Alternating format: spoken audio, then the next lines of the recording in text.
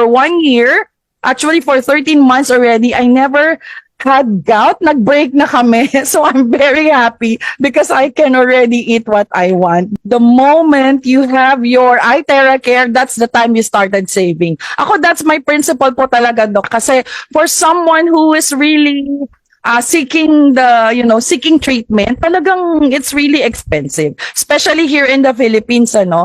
It's not yet late to know about iTerra Care, di ba? Ang daming nagawa. For a lot of people, especially here in this room, at first talagang medyo doubtful, 'di ba? Hindi sila naniniwala na what is this iTerra Care? Naku, blower lang 'yan, because those are the exact words that I told my friends when they offered me this device.